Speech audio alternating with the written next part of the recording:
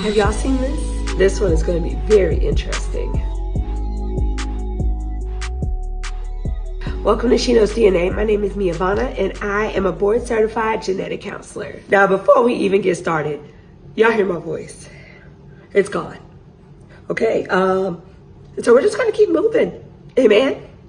Amen. As a prenatal or maternal fetal medicine genetic counselor, one of the things that I do ask my patients about are different exposures. And what I mean by that is there anything that's been going on with mom or that the mom consumed or was around that could possibly affect the pregnancy in any way? So the main things that comes to mind are you smoking cigarettes? Are you drinking alcohol? Are you taking other types of drugs? Those will be important to note to a person like me. But there is one substance that researchers are still trying to figure out. So with that being said, let's get into it. Let's talk about marijuana, THC, the devil's lettuce, drugs. We're gonna talk about drugs. So here recently, there was a article put out by a fertility group out of Toronto, Canada.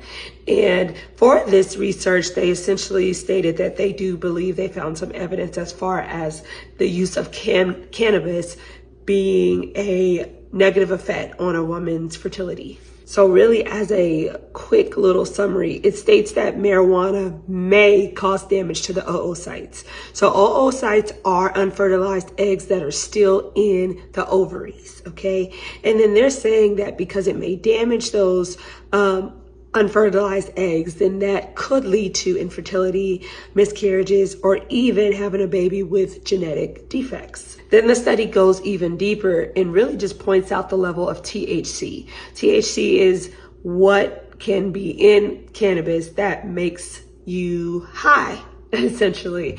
And so they stated that they believe that high levels of THC in the mom or in the woman can have an effect on how that unfertilized egg, that oocyte, how it matures. And so if it is affecting how it matures, and that means that maybe that could technically cause long-term damage to that oocyte, which may, whenever I say damage, no telling what that may be, but maybe like something's not right, because maybe it grew too fast or it matured too fast, where then it has to go through that whole process of maturing to actually be an egg that's ready to be fertilized, and that maybe in the long run it could affect a potential baby. Here is a quote directly from the article. It states that this study comprehensively investigates and demonstrates the impact of THC on the human oocyte. Collectively, this data presents compelling evidence that cannabis consumption may negatively impact female fertility. Here's the thing with this study though. So if you look up the impact of cannabis as it relates to a pregnancy, there's not a lot out there that is talking about the impact it can have on the egg or the oocyte for a woman. But there are a couple of research that does talk about sperm, which we will get to in one moment. Now, even in this article, you may see the word may or might a whole lot of times. That's essentially just stating that, yes, we believe we found something, we found some correlation, at least on the earlier end. They're talking about something that could affect the egg in a super early stage.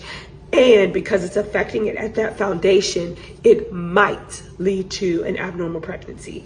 It might lead to infertility. So you have to be careful, meaning that, yes, this research is very important, but it is not going to be set in stone as far as how we counsel patients that do use marijuana in the clinical setting.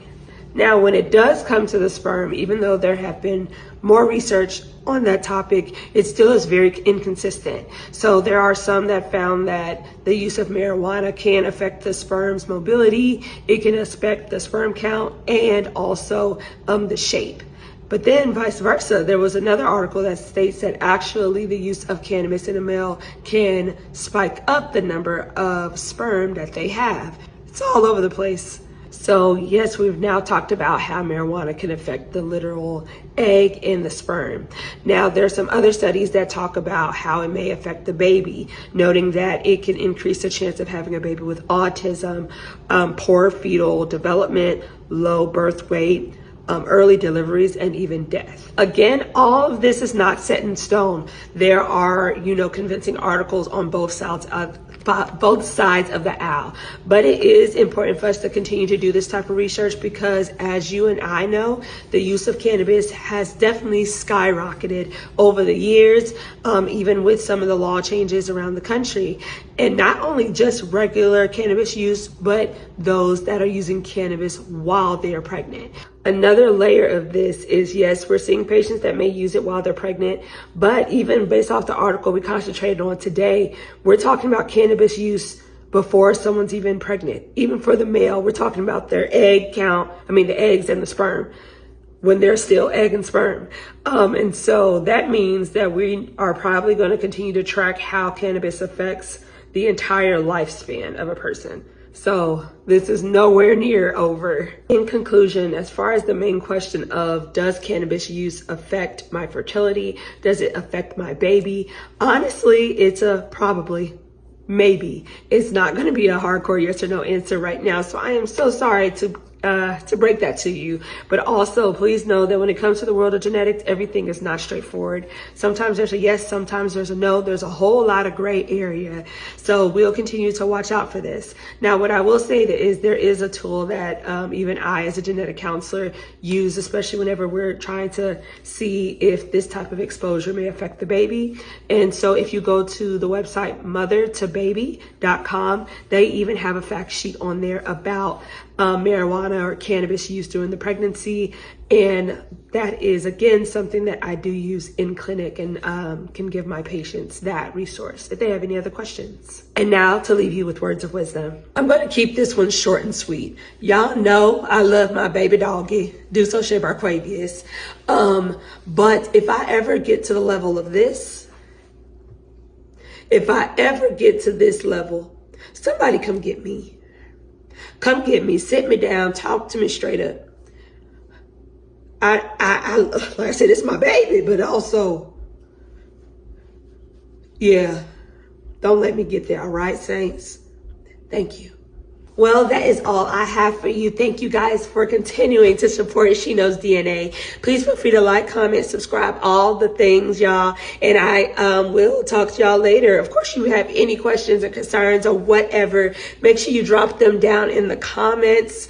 But otherwise, Deuce and I are saying goodbye for now, and we will see y'all next week. God bless you and may He keep you. Until next time. Bye.